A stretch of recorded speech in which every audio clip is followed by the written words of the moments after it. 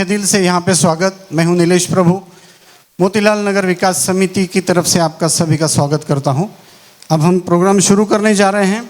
सबसे पहले मैं हमारे शिवा दादा को यहाँ पे आमंत्रित करना चाहूँगा।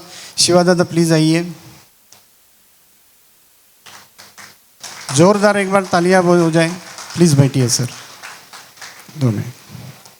मोतीलाल नगर विकास समिति के हमारे सचिव बाबू भाई, इनको मैं यहाँ पे आमंत्रित करना चाहूँगा। बाबू भाई प्लीज़ आइए आप भी।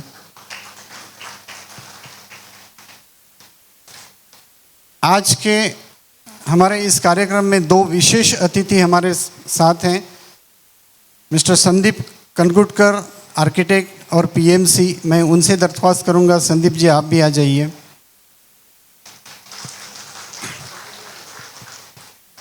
प्लीज़ यहाँ पे बैठिए सर। सर, हमारे आज के इस कार्यक्रम के दूसरे जो हमारे विशेष अतिथि है अकबर जीवानी सर, उनसे भी मैं दरख्वास्त करूंगा सर आप भी आ जाइए। एक बार जोरदार इन सबका तालियों से स्वागत कर दीजिए। मोतीलाल नगर के विषय में अब हम कहना चाहेंगे कि हम बहुत ही जल्द जो एक पौधा लगा हुआ था उसको बहुत बड़े पेड़ के रूप में देखना चाहते हैं, लेकिन वो देखते समय हमें उसकी बहुत ही केयर करनी पड़ेगी, हमको बहुत उसका ध्यान रखना पड़ेगा। और इसी का प्रतीक एक अगर पेड़ हम लोग लगाते हैं तो उसका वृक्ष होने के लिए बहुत मेहनत करनी पड़ती है। तो आज जो हमारे अतिथि हैं उनका हम स्वागत करेंगे एक छोटा सा वृक्ष दे के। मैं बाबू भाई के से दरख्वास्त करूंगा कि शिवा भाई को एक ये वृक्ष दे के उनका स्वागत करें यहाँ पे। शिवा दादा ने बहुत ही मजबूती से हमारे पीछे शिवा दादा खड़े हैं और आज ये कार्यक्रम जो हो रहा है वो शिवा दादा की बदौलत हो रहा है। क्योंकि बहुत से लोग ऐसा सोचते हैं कि इतना बड़ा कार्यक्रम ये लोग कैसे करेंगे, पैसे कहाँ से लाएंगे, इन्होंने अपना तो हमारा तो पैसा खरीद नहीं किया, लगाया तो नहीं है ना। तो ये सारे सवाल आते हैं। शायद यहाँ पे जो उपस्थित है वो लोग ये सवाल नहीं पूछेंगे क्योंकि वो जानते हैं कि इसकी अहमियत क्या है। लेकिन ये सब बातें जब आती हैं तो हमारे पीछे ऐसे कुछ लोग खड़े हो जाते हैं, जैसे आज हमारे शिवा दादा है, ऐसे लोग खड़े हो जाते हैं। वो कहते हैं कि नहीं नहीं हम आपके साथ हैं, आप बहुत अच्छा काम कर रहे हैं। तो शिवा दादा, पूरे मोतीलाल नगर 1, 2, 3 की तरफ से मैं आपका शुक्रगुजार हूँ, आपका शुक्रिया अदा करता हूँ। दूसरे जो हमारे अतिथि हैं संदीप कनगुटकर जी, ये स्वयं एक आर्किटेक्ट है। मोतीलाल नगर की जो बात चल रही थी तब सवाल ये आया कि फिजिबिलिटी बनानी पड़ेगी, एलिजिबिलिटी बनानी पड़ेगी, क्योंकि कोर्ट में जब हम जाते हैं तो कोर्ट एक ही भाषा समझती है कि आपके पास सबूत क्या है। अब ये सबूत हमको बनाने पड़ते हैं।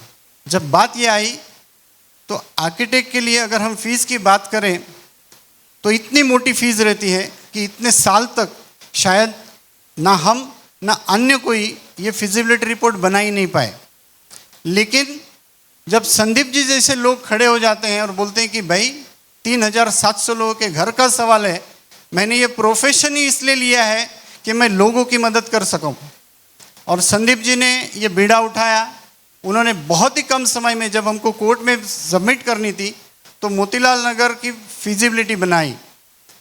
फीस की अगर हम बात करें तो मैं कहूँगा कि वो तो ना के बराबर थी। वो तो सिर्फ मानधन करके एक सम्मानजनक यानी तो सम्मान के रूप में जो हम देते हैं वही चीज़ थी। बाकी तो उन्होंने अपना, जैसे हमने तन मन धन लगाया है, उनका यहाँ पे घर नहीं है मगर 3700 घर की उनको फिक्र है। 3700 लोगों के बारे में उन्होंने सोचा और बहुत ही कम समय में हमें फिजिबिलिटी रिपोर्ट बना के दी। संदीप जी, आपका भी मैं मोतीलाल नगर की तरफ से, पूरे मोतीलाल नगर 1, 2, 3 की तरफ से आपका बहुत बहुत शुक्रगुजार हूँ और आपका स्वागत भी करता हूँ। बाबू भाई को मैं विनती करूँगा कि संदीप जी का भी स्वागत करें।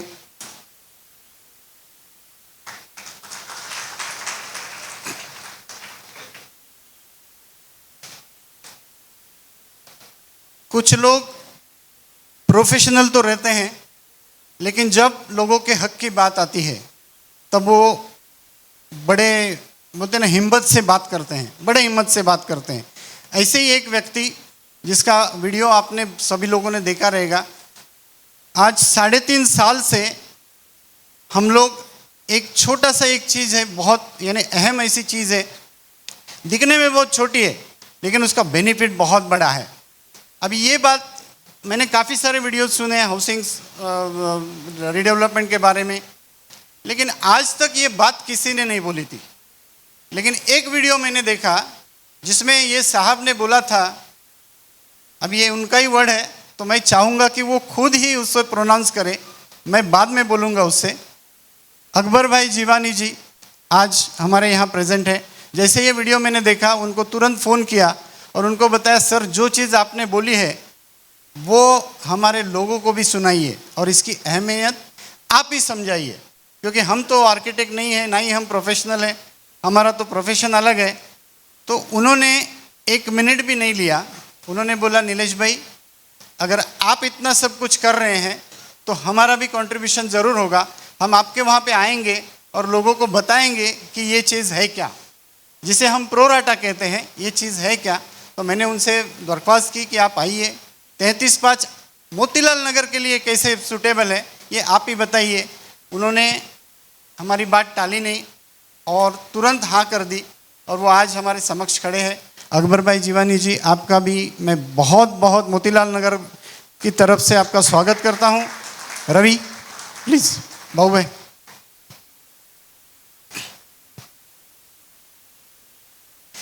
जोरदार एक बार तालियां हो जाए।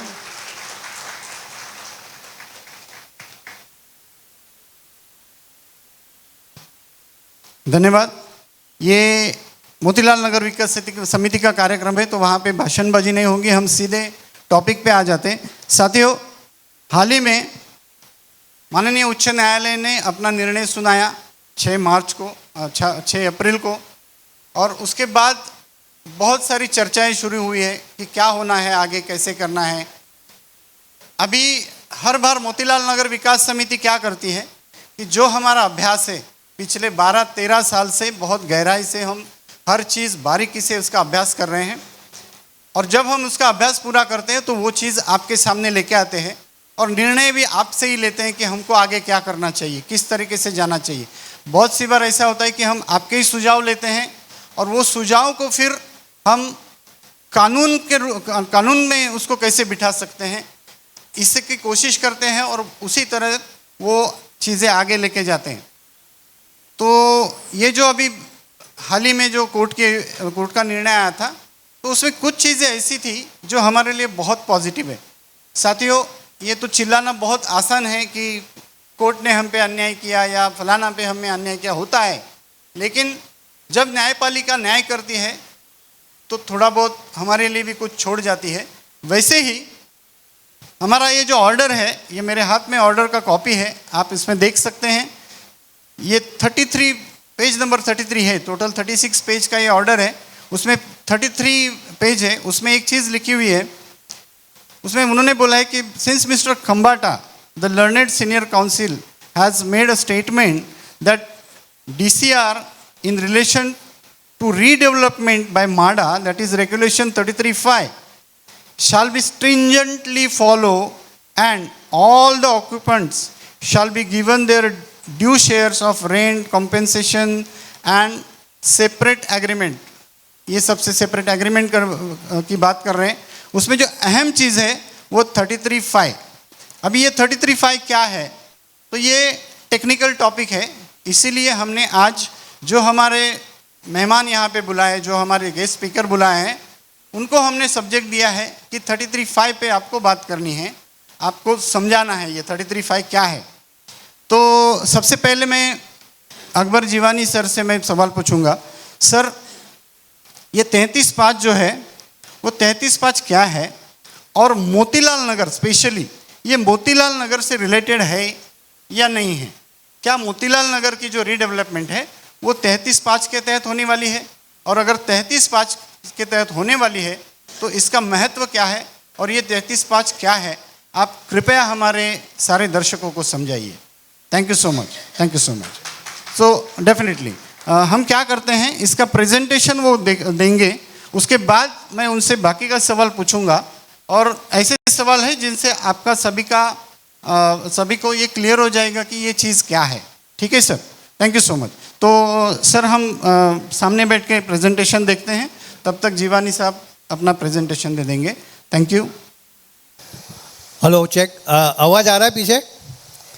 ओके, तो हम शुरू करते हैं आज कि हम आज ये जानेंगे। उसके पहले मोतीलाल नगर विकास समिति, उनके ऑफिस बेरर, उनके मेंबर का मैं शुक्रगुजार हूँ कि ये मौका मुझे दिया आपकी सेवा करने का, और आपको हम प्रेजेंटेशन देंगे कि आज हम मोतीलाल नगर का रीडेवलपमेंट के बारे में जो अभी तक का क्या स्टेटस है, उसका क्या हो सकता है, उसके बारे में हम जानकारी लेंगे। तो मैं हूँ Akbar Jiwani, project management consultant हूँ, और for redevelopment of housing societies, और ख़ास करके मैं ध्यान देता हूँ जहाँ पर भी माड़ा का लेआउट है। पूरे बम्बई में 114 लेआउट है माड़ा के। तो माड़ा का एक बेनिफिट रहता है कि हमें टाइटल जो रहता है, ज़मीन का टाइटल का इशू हमेशा आता नहीं है कि माड़ा इज़ दी ओनर। तो वो हिसाब से हम डिस्कस करेंगे कि हम अगर माड़ा की प्रॉपर्टी में है और प्राइवेट लैंड में है तो दोनों में तफावत क्या है और किस में कितना ज़्यादा हमें बेनिफिट मिलेगा। तो इनिशियली मैं आपको थोड़ा ज़रा मेरा इंट्रोडक्शन दे देता हूँ। मैं Akbar Jiwani project management consultant हूँ। मैं government certified project management consultant हूँ गवर्नमेंट की तरफ से। और रेरा जो आपने सुना होगा 2016 में आया था। बेसिकली रेरा इसके लिए आया था कि बिल्डर को थोड़ा डिसिप्लिन करे ताकि वो एक प्रोजेक्ट से फंड दूसरे फंड में लेके जाते थे। इसके लिए आज भी 6-7 हज़ार प्रोजेक्ट फिर भी अटक गए हैं, या तो डॉक्यूमेंट प्रॉपर नहीं था या फंडिंग नहीं था। तो उसमें मैं हूँ। रियल एस्टेट को लेके जीएसटी है, तो जीएसटी का भी मैं प्रैक्टिशनर हूँ। बिल्डर्स एसोसिएशन ऑफ इंडिया का कमेटी मेंबर में, एग्जीक्यूटिव कमेटी का भी मेंबर हूँ। प्लस हमारे बैंड्रा से मैं हूँ, तो बैंड्रा असेंबली में जो हमारे एमएलए है और गार्डियन मिनिस्टर भी है हमारे श्री एडवोकेट आशीष शेलार, उन्होंने से हमने कहा कि हमें सोसाइटीज़ के जो इश्यू है उनको हमको हल करना चाहिए। लीगल डे बाय डे महंगा होते जा रहा है, तो हम कुछ तरीके से, तो वो हमने BJP cell for housing society बनाया था ताकि हम सबको हेल्प कर सके। दूसरा, आपने अभी सुना होगा कि एआई जो है टेक्नोलॉजी को लेके, आर्टिफिशियल इंटेलिजेंस, तो वो आज दिन बर दिन उसका इम्पोर्टेंस बढ़ते जा रहा है, काम फास्ट होते जा रहा है। तो उसका भी मैंने गवर्नमेंट कोर्स करके सर्टिफाइड लिया कि आज आर्टिफिशियल इंटेलिजेंस यूज़ करके हम रीडेवलपमेंट में कैसा हम यूज़ कर सकते हैं। दूसरा है, इस साल मुझे अवार्ड मिला था best project management consultant of the year का, और वो इसके लिए था क्योंकि वो भी एक माड़ा का जो मैं ऑलरेडी प्रोजेक्ट कर रहा हूँ उसके लिए गया था। प्लस हमने थैंक यू। सो इसीलिए मुझे किसी ना किसी तरह माड़ा के लेआउट से लगाव हो गया, क्योंकि आगे मैं बताऊंगा कि माड़ा की प्रॉपर्टी हमारा होना हमारे लिए कितना लाभदायक है। तो हम ट्रेनिंग वर्कशॉप भी करते हैं जिसमें हर प्रोसेस है, हर प्रोसीजर है, फिजिबिलिटी क्या है और कैसा है वो उसको आगे बढ़ाते हैं। तो हम देखेंगे कि आज हमारा जो माड़ा में हमारा लैंड है, माड़ा इज़ दी ओनर, ओके। तो उसमें बहुत सारे हर साल 20 साल से नया डीपी प्लान आता है, नए रिस्ट्रिक्शन आते हैं, नए रेगुलेशंस आते हैं। तो उसमें हम देखेंगे कि माड़ा के रेगुलेशन में एक 33(5) है, माड़ा लेआउट है, जिसके बारे में हम डिस्कस करेंगे और चर्चा करेंगे कि ये एक्चुअली 33(5) क्या है। खाली आपको समझने के लिए कि कुछ बिल्डिंग माड़ा की है जो सेस बिल्डिंग है, जो माड़ा उसको मेंटेन करती है, मैनेज करती है, उसको सेस प्रॉपर्टी बोलते हैं। और 33(7) में नॉन सेस बिल्डिंग है लेकिन न किधर माड़ा से जुड़ी हुई है। और 13(3)(9) है जैसे कि क्लस्टर रीडेवलपमेंट है। तो उसके बारे में हम आगे बात करेंगे 33(5) क्या है।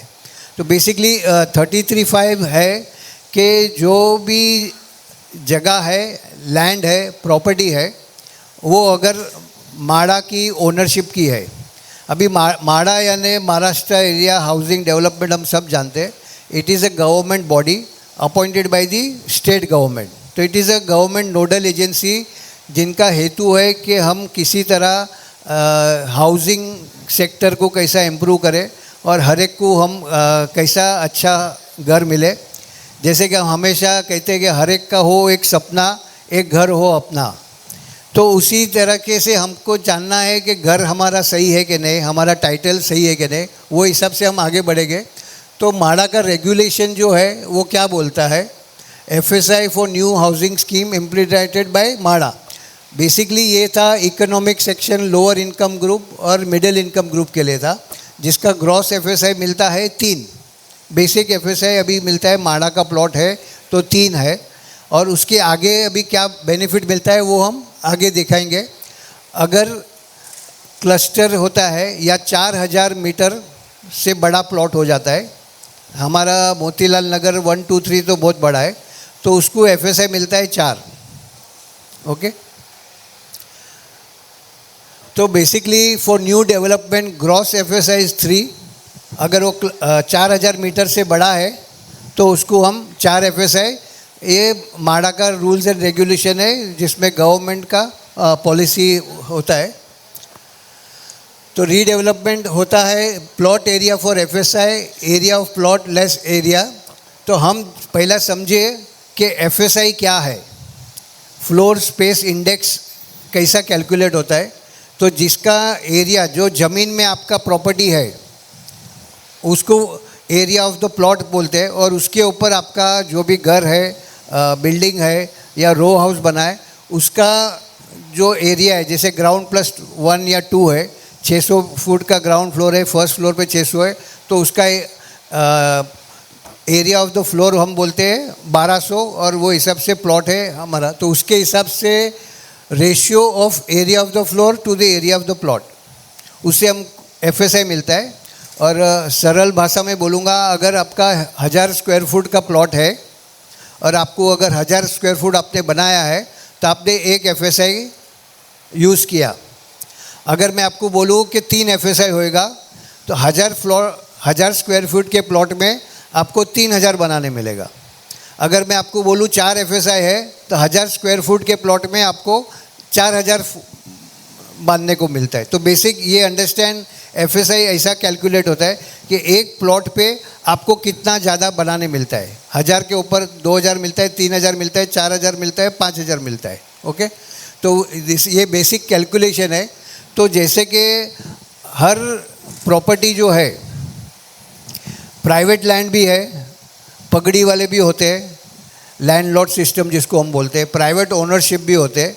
तो हर एक को प्रॉपर्टी कार्ड जो रहता है उनका 2000 मीटर, 4000 मीटर, 6000 मीटर, उसके ऊपर उसको FSI मिलता है।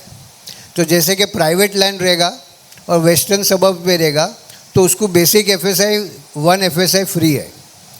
वही माड़ा का बेसिक FSI चालू होता है 3 पे। तो हम बहुत खुश नसीब है कि हम माड़ा के लैंड पे है, मैं हमेशा वो कहूँगा, क्योंकि इसमें गवर्नमेंट भी चाहती है कि हर एक का घर हो, अच्छा हो, सुरक्षित हो, तो वो हिसाब से। लेकिन उसमें जो क्या होता है, माड़ा का लेआउट बहुत बड़ा है। जैसे कि हमारा मोतीलाल नगर का प्लॉट का एरिया बहुत बड़ा है, तो बड़ा प्लॉट के अंदर उसमें रोड आते हैं, उसमें गार्डन आता है, उसमें एम्यूनिटीज़ आता है, पर वो लैंड भी माड़ा की है क्योंकि उसका बड़ा बिल्डिंग है, लेआउट बड़ा है। तो उसमें मैं जो बोलता हूँ कि हर बार अगर बिल्डर जो चाहता है हमको समझाता है, हमको ऑफ़र देता है, लेकिन कुछ सब चीज़ें नहीं बताता है हमको, जो हमारे समझ के बाहर है कि हमारे नॉलेज के बाहर है। तो वो मैं बोलता हूँ कि हम जो मेरे सेशन में कहता हूँ कि प्रो रेटा FSI करके है, जिसको मैं बोलता हूँ it is a hidden diamond, कि एक ज्वेल है ना हमारा, वो इसमें छुपा हुआ है, जो आज हम उसके बारे में ज़्यादा जो मेन चर्चा करेंगे कि ये है क्या, प्रो रेटा कैसे मिलता है, क्यों मिलता है, और कैसे कैसे उसका कैलकुलेशन होता है। तो it is a hidden jewel जो इसमें छुपा हुआ है माड़ा की प्रॉपर्टी में, जो अक्सर किसी को समझ में नहीं आता है या मालूम नहीं है। क्योंकि देखो हम अपने खुद के बिजनेस में, सर्विस में हम हमारे एक्सपर्ट है, बट रीडेवलपमेंट हमारे लिए एक नया चैप्टर है। दिखता है सिंपल लेकिन है बहुत कॉम्प्लेक्स।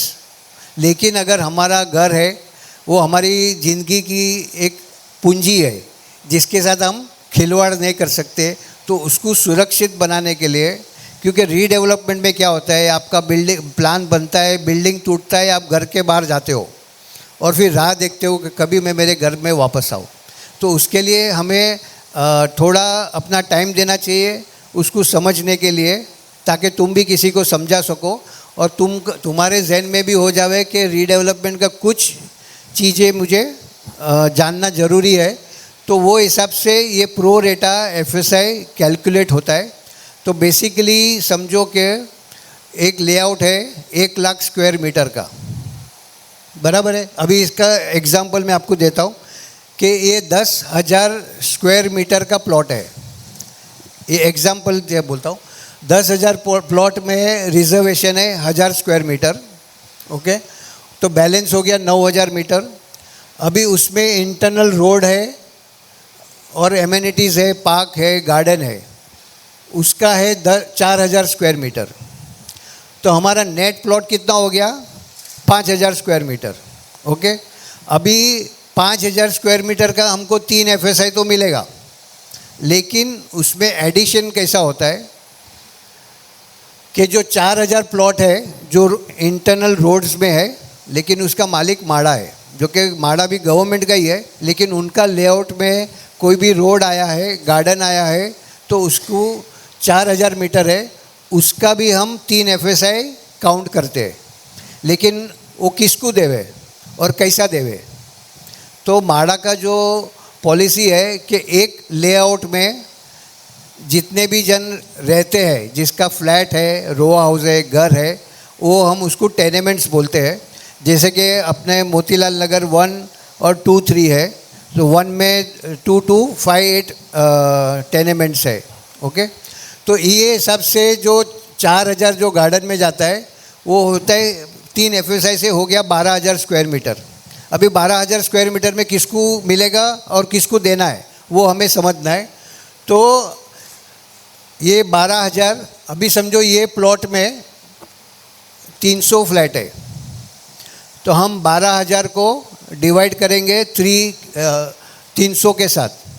तो एक मेंबर को जितने भी उसमें बिल्डिंग्स रह गए, जितने भी उतने फ्लैट्स रह गए, उसको एक्स्ट्रा 40 स्क्वायर मीटर मिलता है। तो आपको 3 FSI मिलता है, बराबर है। उसके बाद ये 40 स्क्वायर मीटर मिलता है, वो ऐड होता है, और उसके बाद वो एक्स्ट्रा फंजिबल एरिया जो कॉमन है। तो ये प्रो रेटा जो है, जो हम प्राइवेट लैंड को उसका बेनिफिट नहीं मिलता है, क्योंकि वो रोड हो गया BMC का और इतने बड़े प्लॉट्स नहीं है, लेआउट नहीं है प्राइवेट कि जिसका इंटरनल रोड का कुछ हो सकता है। तो ये सबसे बड़ा बेनिफिट और एडवांटेज माड़ा का है, जो एक हिडन ज्वेल है हमारे लिए। तो हर एक को ये 40 स्क्वायर मीटर मिला, ये एग्जाम्पल है। लेकिन क्या हर एक माड़ा लेआउट में 40 स्क्वायर मीटर मिलता है? ऐसा नहीं है। कैलकुलेशन कैसा होता है कि एक लेआउट में कितना बड़ा लेआउट है, उसमें कितना गार्डन है, कितना रोड है, कितना एमिनिटीज़ है, वो डिफरेंस होता है। तो जैसे कि बांद्रा रेक्लेमेशन में उधर अभी प्लेग्राउंड बन गया है, बड़ा एमिनिटीज़ है, तो वो लेआउट में 23 बिल्डिंग्स है। तो उसका FSI तो मिला उनको 4 FSI प्लस फंजिबल 5.4, लेकिन उसको प्रो रेटा मिलता है 198 स्क्वायर मीटर। 600 स्क्वायर फुट का फ्लैट है, अगर वो खुद बनाने जाएगा तो उसको माड़ा की तरफ से और 2200 स्क्वायर फुट बनाने का परमिशन मिलेगा। रेक्लेमेशन में दूसरी एरिया में है जिधर 185 स्क्वायर मीटर है, किधर 150 स्क्वायर मीटर है, वो हम आगे देखेंगे। यहाँ तक का जो मैंने आपको कहा, आपके ध्यान में आया कुछ मैं जो बोल रहा हूँ? ओके। तो ये अभी है कि मैं बोल रहा हूँ उसका प्रूफ क्या है, कि मैंने बोला उसका प्रूफ क्या है? तो चलो, मैंने किताब में पढ़ के नहीं बोला, ये माड़ा का जो ऑफ़र लेटर निकलता है, माड़ा का ऑफ़र लेटर निकलता है। ये स्लाइड बहुत इम्पोर्टेंट है, अगर मैं थोड़ा स्लो जा रहा हूँ तो माफ़ी चाहता हूँ। बट जैसे कि ये छोटा प्लॉट है, 585 स्क्वायर मीटर का प्लॉट है, बराबर है। उसको 3 FSI मिला तो 1755 स्क्वायर मीटर हो गया। 589 का 1755 हो गया। अभी देखो, परमिसिबल प्रो रेटा फ्रॉम बैलेंस BUA लेआउट, तो 585 स्क्वायर मीटर के प्लॉट को, ये बांद्रा का प्लॉट है, इसको 3623 प्रो रेटा FSI ऐड हो गया। 585 स्क्वायर मीटर, यही प्राइवेट लैंड होता तो उसको 2.2 FSI मिलता और उसको फंजिबल मिलता, या तो अभी क्लबिंग भी करते तो मैक्सिमम वो हो सकता है। लेकिन 585 में 3600 स्क्वायर मीटर अलग दे दिया, जो हम वो प्लॉट में उठा सकते हैं। तो इसे ये 2 प्लॉट का क्लबिंग है। पहले एक का आपको बोलता हूँ, एडिशनल बिल्टअप भी किधर से निकलता है? टिट-पिट लैंड छोटा मोटा होता है कि जो उसको कुछ भी नहीं हो सकता है, लेकिन माड़ा बोलती है उसका पैसा भी मुझे मांगता है। तो वो अपने को जो ये प्रो रेटा FSI देती है वो फ्री में नहीं आता है, हमें गवर्नमेंट को पैसा देना है। लेकिन फिर भी इट इज़ वेरी रीज़नेबल, हमें वो उसका बेनिफिट लेना है। तो ये हो गया। अब देखो, 585 का हो गया 5919, कितना हो गया? 10 टाइम्स मोर। इसका मतलब कितना FSI हुआ? 10 FSI। रेक्लेमेशन में 12 FSI है बिकॉज ऑफ दिस प्रो रेटा। और ये मैं आपको क्यों दिखा रहा हूँ कि ये लेटर माड़ा का ये इश्यू किया है, ताकि आपको यकीन होए कि हम जो बोल रहे हैं वो सही बोल रहे हैं। क्योंकि ये हमें बिलीव नहीं हो सकता है कि 12 FSI किधर से आया बांद्रा में रेक्लेमेशन में, लेकिन उसका कारण है बिकॉज ऑफ माड़ा। तो आप सब अपने आप को शुक्रगुजार समझो कि आप माड़ा की प्रॉपर्टी में हो, तो जब भी जो होगा आपके लिए आपका भला ही होगा, दूसरे से अच्छा भला होगा। ओके, गवर्नमेंट भी हमेशा माड़ा की है, तो एवरी टाइम वो पॉलिसी चेंज करती है, तो कुछ ना कुछ कॉमन आदमी के लिए अच्छा करने के लिए ही करती है। जैसे पहले 180 बना, 225 बना, पर अभी मिनिमम एरिया हो गया कि जितना 35 स्क्वायर मीटर होता है तो 500 स्क्वायर फुट है। ये है क्योंकि उनको रेवेन्यू जनरेट होता है और एक नया घर बनता है। तो ये 591 हो गया। एग्जिस्टिंग बिल्टअप 1170 અને ऑलरेडी 585 पे 2 FSI यूज था, तो नाउ एडिशनल FSI इज 4749।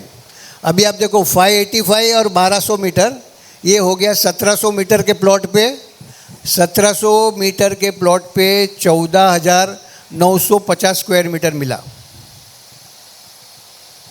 इतना इसका एडवांटेज है। तो ये अक्सर सबको समझने पड़ता है, लेकिन आज मैं कोशिश करता हूँ कि आपको मैक्सिमम समझा सकूँ। ये यहाँ नहीं, बांद्रा रेक्लेमेशन में भी यही था।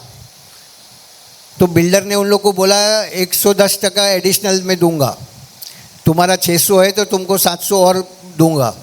फिर मेरे पास उनके लेके आए जो रिपोर्ट बना था फिजिबिलिटी का, बोला देखो सीधा गणित है, आप एक FSI यूज़ कर रहे हो, माड़ा 12 FSI दे रहा है, लिख के दिया है, तो बिल्डर को बोलेगा भाई 4 मुझे दे, 8 तू रख, तो भी मुझे 600 पे 300% भी मिलेगा, तो उसको 2 पैसा सरस मिलेगा।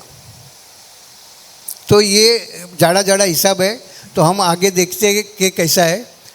तो इसमें पार्किंग का भी इश्यू रहता है, लेकिन वो आज हमारे लिए इतना इम्पोर्टेंट नहीं है कि पार्किंग क्या मिलेगा, किसको क्या मिलेगा। लेकिन कहने का मतलब ये ऑफ़र लेटर निकलता है, उसमें हर चीज़ का नोटिंग किए जाता है। ये एक लेआउट है, ये माड़ा का लेआउट है, कांदिवली वेस्ट। 114 में से एक लेआउट है 1,15,000 स्क्वायर मीटर, जिसका मैं प्रोजेक्ट मैनेजमेंट कंसल्टेंट अपॉइंटेड हुआ हूँ। और उसके लिए कैसा शुरू हुआ कि जैसे कि मोतीलाल नगर के जो आप संस्था आगे आए कि हमें कुछ करने की चाहत है, ऐसे ही 11 जन जुड़े मेरे साथ कि जिन्होंने कहा हमको कुछ नहीं चाहिए, हम हमारे मेंबर का भला करो। और मैं ये मौका गवाऊंगा नहीं।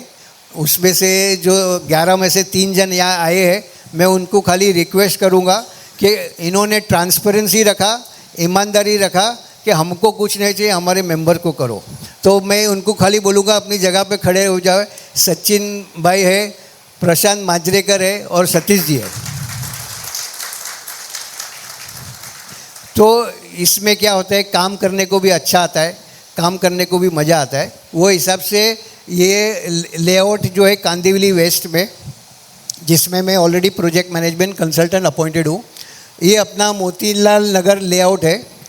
तो इसके ऊपर 1-2 पॉइंट मैं कहूँगा, क्योंकि हमारे आर्किटेक्ट सब भी है जो आपको ज़्यादा आंकड़े में आपको समझा देंगे। तो ये अपना जो मोतीलाल नगर लेआउट 1 है, अभी खाली एक पॉइंट है कि इसमें भी देखो ये प्रो रेटा क्या है। इसमें CRZ2 है, नॉन CRZ है और ये टोटल है। तो ये एरिया प्लॉट है 3,51,556। तो बहुत बड़ा लेआउट है जिसमें हम इसमें है। इसमें देखो रोड सेटबैक प्रपोज करीबन 1.5 लाख फुट उसमें ही जाता है, 1.5 लाख स्क्वायर मीटर रोड्स में, गार्डन में, LG में। तो नेट एरिया हो गया वो 3.5 लाख का 2,03,000। ओके, उसमें रोड का FSI वापस ऐड हो गया तो 1,14,000 मीटर ऐड हो गया, तो 3,18,000 स्क्वायर मीटर पे 3 FSI दिया। ओके, क्या हुआ? हाँ, ये क्यों आया?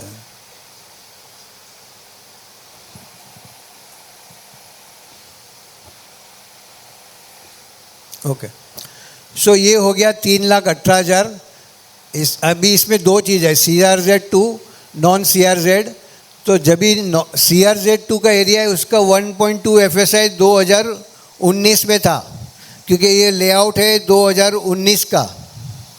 ओके, अभी CRZ गया तो फिर इसका भी एरिया बढ़ेगा। ओके, अभी इसमें आप देखो प्रो रेटा जो है, अभी परमिसेबल FSI जो 3 है वो है 4,71,850। उसमें प्रो रेटा है 4,17,913 स्क्वायर मीटर। 4,17,000 स्क्वायर मीटर का बेनिफिट मोतीलाल नगर 1 के 2,258 लाख को मिलेगा। ओके, तो अभी देखो माड़ा के तरफ से ये प्लान बनेगा और ये माड़ा में वर्किंग होके आता है। तो शायद अभी नया लेआउट बनेगा, तैयारी होगी उसकी, उसमें सब पूरा क्लियरली देने में आएगा कि प्रो रेटा आपको कितना मिलेगा। जैसे ये पवई का है, इसमें 60 स्क्वायर मीटर ही मिला, क्योंकि इसमें ओपन स्पेस ग्राउंड कम था। लेकिन ऐसा ये बिल्डिंग वाइज आएगा, कितना बिल्डिंग है, कितना एरिया है, कितना FSI है। और ऐसा ही मोतीलाल नगर 2 और 3 में भी वही है। उसमें भी जो प्रो रेटा है, उसमें प्रो रेटा है 2,15,000, 1,410 जन है। तो उसमें आपको 150 मीटर मिलता है, मोतीलाल नगर में 185 स्क्वायर मीटर मिलता है। ओके, तो इसी तरह जो है CTS नंबर बहुत है हमारे पूरे लेआउट में। एक 19 नंबर का CTS है जिसमें 5 बिल्डिंग है, उसका डिज़ाइन नंबर है। एक बिल्डिंग में 8 जन है, टोटल 40 है, उनका एक बिल्डिंग का 208 स्क्वायर मीटर है।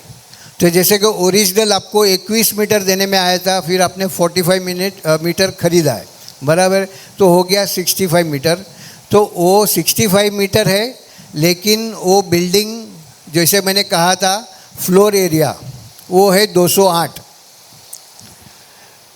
CTS नंबर 19, 5 बिल्डिंग, 8 टेनेंट, 40 जन, तो टोटल उसका हो गया 1,040। अभी हम इसका थोड़ा क्लियरली देखेंगे। यही जो था CTS 1, 5 बिल्डिंग, 8 मेंबर, टोटल 8, 208 और टोटल 1050। अभी टोटल टेनेंट्स एंटायर लेआउट है मोतीवार 1 का 2258, प्रो रेटा FSI है 4,17,913। ओके, तो जैसे कि हम एक ही CTS नंबर का एग्जांपल आपको देता हूँ तो कि समझने में आपको हो गया कि आपका बिल्डिंग का एरिया है 208, आपको 3 FSI मिला तो 624 हो गया। प्रो रेटा है 185 इंटू 40, क्योंकि 40 जन है उसमें, तो वो ऐड हो गया तो 925 ऐड हो गया, टोटल परमिसिबल 1549 हो गया।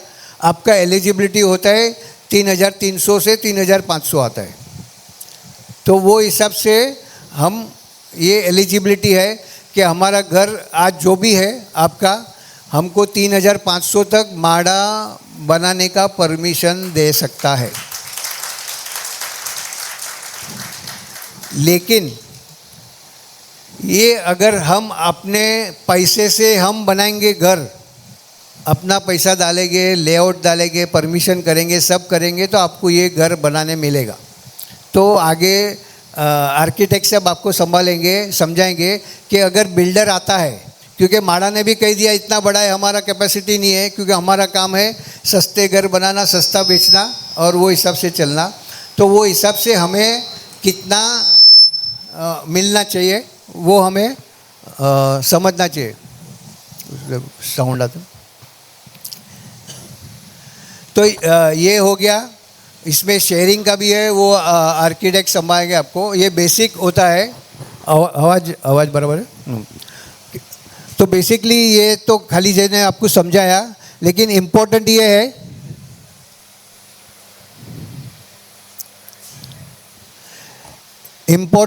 ये है कि देखो ये रीडेवलपमेंट होता है, उसमें कितने जांच के चार्जेस और फीस है। स्क्रूटिनी फ़ी है, फंजिबल है, डेवलपमेंट चार्ज है, डेवलपमेंट सेस है, TDR यूटिलाइजेशन होता है, लेबर वेलफेयर, स्टेयरकेस, बहुत सारा कॉम्प्लेक्स इश्यू है।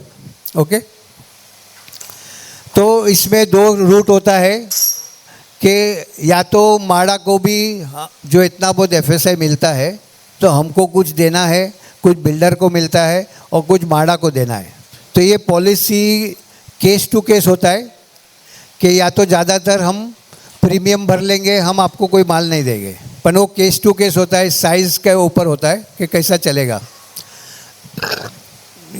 ये सब जो बेसिक रेशियो एडमिसिबल जो है, लेकिन ये सब आंकड़े हमारे प्रो रेटा के बराबर भी नहीं है। जो प्रो रेटा में मिलता है तो ये परसेंटेज भी हमको देखने का ज़रूर नहीं है। हमें प्रो रेटा कितना मिलता है, हमें कितना है टोटल, उससे हमको मतलब है। तो एडिशनल प्रोविज़न जो है कि आज हमें आगे कैसा बढ़ना है, तो उसमें जो ये जो चालू हुआ था एक्सरसाइज, मेरे ख्याल से 10, 12, 13 साल कोर्ट में चला कि कौन बनाएगा, कैसे बनेगा, थर्ड पार्टी डेवलपर आएगा तो हमारा सेफ्टी क्या, हमें रेंट कितना मिलेगा, हमें कौन बनाएगा। तो इसके लिए माड़ा ने प्रीफर किया कि इतना बड़ा प्रोजेक्ट है तो हम ये इसमें उलझे रहेंगे तो बाकी सब का पूरे 114 लेआउट का क्या करेंगे। तो वो काफ़ी टाइम से चला कि 12-13 साल हो गया।